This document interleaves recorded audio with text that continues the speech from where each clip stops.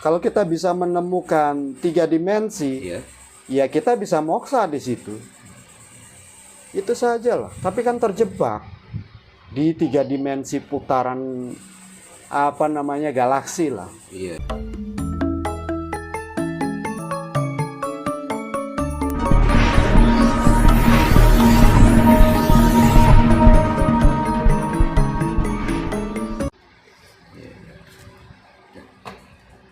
Makanya aku bilang malaikat yang gampang dilihat ya pencabut nyawa toh. Ya kalau ada tetangga yang sekarat tungguin aja. Iya. Kan bisa lihat goib, tahu prosesnya. Itu saja lah.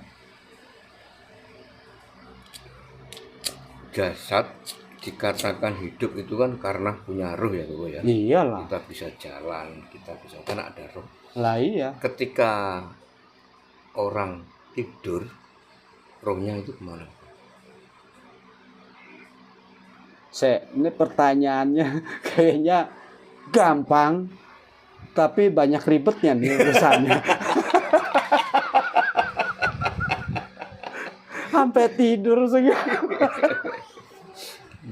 Tidurnya orang berilmu sama tidurnya orang awam beda. Ngimpi gitulah. Ngimpinya orang berilmu jarang ngimpi. Sekali ngimpi ya petunjuk. Nggak pernah ngimpi kalau orang yang berilmu. Yang orang awam ya banyak ngimpi. Mana yang benar mana yang salah ya nggak tahu. Tapi kalau ngimpinya orang berilmu karena dia jarang ngimpi, itulah petunjuk. Cuma sering didramatisir, wangsit, repot urusan. Kayak gini waktu itu, aku jarang ngimpi. Sekali ngimpi, aku dapat impian orang tuaku kecelakaan. Ya, itu ngimpi.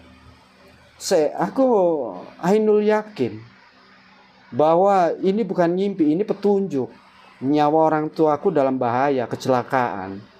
Betul aja kita menuju sana, ya kecelakaan di tengah jalan, tapi kita tetap kekeh, nggak mau balik lagi kembali ke Tuban, tetap ke Jakarta, walaupun keadaan babak belur. Bener aja, kita udah utarakan lengah, kecelakaan. Kita cegah ya susah, karena ada pihak-pihak ngeyel. Apa yang kita ucap ngeyel, ya kejadian betul. Makanya pendarahan otak, udah apapun tuh ngomong dikit keluar darah. Iya. Udah pendarahan otak, muntah darah lagi. Itu kita untung di rumah aku kan selalu ada fasilitas. Kayak rumah sakit sendiri lah di dalam rumah. Ya ruang mandi uap itu ya dengan tradisional. Dokter sudah memvonis ini kalau tidur koma. Kalau mata dia merem tidur koma pasti. Karena pendarahan otak. Sudah muntah terus. Ya ujung-ujungnya ya pakai jamu itu sama mandi uap. 7 hari udah jalan ke pasar. Soalnya gini Bobo, terkait roh orang yang tidur tadi kan. Kan saya dulu itu ada tetangga.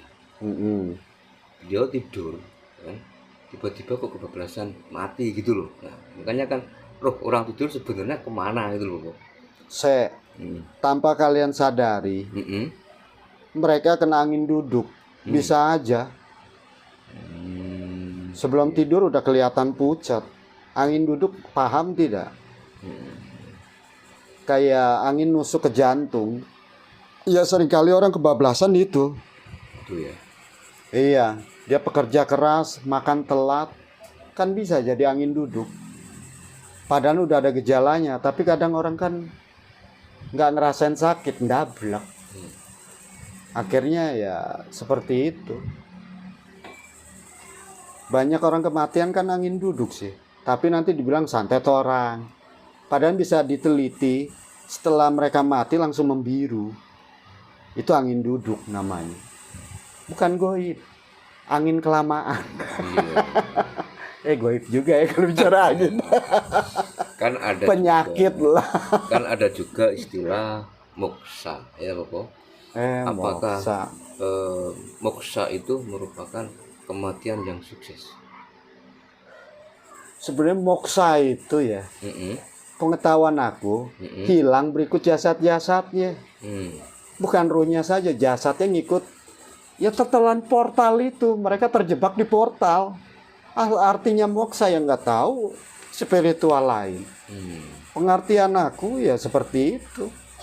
Kalau kita bisa menemukan 3 dimensi, ya kita bisa moksa di situ. Itu saja lah. Tapi kan terjebak di 3 dimensi putaran galaksi lah. Iya. Jatuhnya kan ke situ. Sirkuit galaksi. Yang loncatannya bikin bingung. Tergantung Gusti Allah kita bisa kembali. Jadi intinya menurut Bapak Hendro, moksa itu bukan kematian yang sukses. Bukan ya? Malah terjebak di dimensi galaksi. Jatuhnya ke situ. Ya karena kan kesedot sama 3 portal alam itu. Alam langit, alam bumi, alam tengah. Soalnya kan banyak orang-orang spiritual gitu, yang kita temui, kita jumpa itu, dia tuh pengennya itu moksa. Katanya moksa itu kan bisa dikategorikan kematian yang sukses kan gitu. Inilah yang berbahaya. Iya, makanya untuk mohon Bapak Hendro untuk meluruskan gini. Tidak ada yang namanya moksa kematian sukses. Malah kita terjebak. Ngambang sifatnya. Tidak kembali ruhnya ke Gusti Allah, kembali ke asal, ya tidak pula ke bumi. Ngelewatin hukum bumi dong. Kita kan kalau meninggal, tentunya hukuman kita ada di bumi, karena asal kita kan bumi. Ya, pengadilan kita ya di kerak bumi. Amal dan perbuatan semasa kita hidup, itulah pengadilan kita. Nanti setelah diadili amal dan perbuatan semasa kita hidup, baru kita hidup di alam tengah. Ya sama kayak kita, manusia alam tengah, tapi berbentuk ruh, alam ruh. Iya. Jadi orang moksa itu tidak bisa menitis ruhnya. Ya nggak bisa, namanya menitis itu kan gen darah sih. Iya toh. Apa yang dilihat anakku, buktinya anakku bisa mempunyai ilmu-ilmu aku. Nah kalau aku moksa, urusannya apa sama yang tadi kamu bilang? Iya. Lah ilmu udah tertitis semasa dia jadi wujud janin. Kan itu sebelum jadi wujud janin ya udah nitis namanya. Lanjut apalagi? Ciri-ciri seseorang yang memiliki titisan ilmu luhur itu apa, Bu? Ya dari kecil juga udah punya kelebihan. Dipandang orang awam juga pasti sudah punya kelebihan. Itu ciri-cirinya yang nggak bisa dicolong. Nah ini terkait manitis, Bapak. Kan ada juga yang pemahaman bahwa orang itu tidak semuanya bisa manitis dengan sempurna, ya kan? Ada juga yang manitis hewan, gitu, tumbuhan dan lain-lain. Itu bagaimana, Pak? Menurut Bapak bagaimana pemahaman itu? Ini dia sudah terlalu jauh penyesatannya orang. Gimana Bapak itu pemahaman itu? Luruskan dulu. Oke, fungsinya kita nyerap energi itu untuk apa? Tumbuhan apa yang diserap ya obat-obatan dong kalau model aku. Ini kecuali bangsa binatang nih, siluman namanya. Saya diulang biar aku memahami. Kan ada pemahaman seperti ini kan. Orang meninggal itu tidak semuanya itu bisa manitis dengan sempurna, ya kan? Ada juga nitis ke binatang, ya kan? Ada juga nitis ke tumbuhan. Itu karena dia itu kehidupannya di dunia itu orangnya nggak sempurna lah. Akhirnya dia tuh nggak bisa sempurna. bisa menjadi binatang, tumbuh dan sebagainya. Itu kalau menurut Doblok apakah benar? Itu kayak orang kejadian kecelakaan dilalah dekat pohon besar. Ya nyangsang di situ lah. Nitis ketumbuhannya di mana. Makanya aku bingung.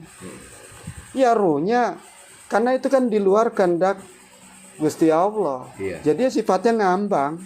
Ya udah. Kayak gitu aja, ruhnya nyangkut. Berarti ruhnya gentayangan? Ya nggak gentayangan. Ngerti nggak hakikatnya itu pohon ada kerajaan? Ya nyari apa namanya? Biasanya penguasa pohon itu kayak mencari tameng, perisai. Suatu hari ada peperangan, ruh manusia itu buat tameng untuk mereka. Tameng tuh bisa diantem raja goibnya, jebret, kena gitu. Padahal yang kena ya tumbal-tumbal itu, perisai. Jadi buat perisai penguasa ya pohon itu. Jatuhnya ya ke situ lah. Apalagi fungsinya? Kalau bukan untuk perisai, kayak nyawa dia kedua, ketiga, keempat, makin banyak kan jadi 50. Ya benteng. Jatuhnya kan ke situ.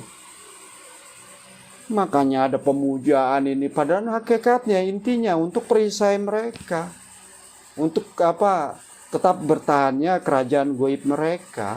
Jatuhnya kan ke situ. Biasanya ada hati-hati di dekat pohon itu ada orang menangis, nah, seperti itu ya Bapak ya. Sering ada orang menangis, sering ada apa namanya orang tertawa. Nah, mungkin dibuat tameng oleh si goib itu tadi ya. Oh, bukan. Tameng itu ya berarti ruhnya tetap nyangkut di situ. Tameng itu di dunia pergoiban itu rawan dengan peperangan goib, perebutan wilayah. Itu terjadi sekarang. Perebutan wilayah lah. Dunia mereka kan dunia kerajaan sih. Dunia kita kan beda, negara. Tapi dunia goib, kerajaan. Dan itu masih terjadi sekarang. Makanya ada kerajaan goib di gunung.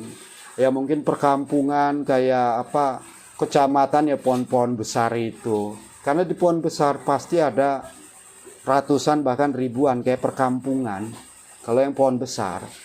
Nah seringkali pengendara motor ya kalau lengah masuk ke dimensi aura mereka, ngeblank ya kecelakaan. Itu saja lah. Beda lagi kalau kita orang berilmu. Sudah goib kita sapu jagat duluan. Sudah dilarang, stop. Jangan lewat situ. Kita belum sapu jagat itu. Pasti ya begitu yang terjadi kalau yang spiritual tingkat tinggi.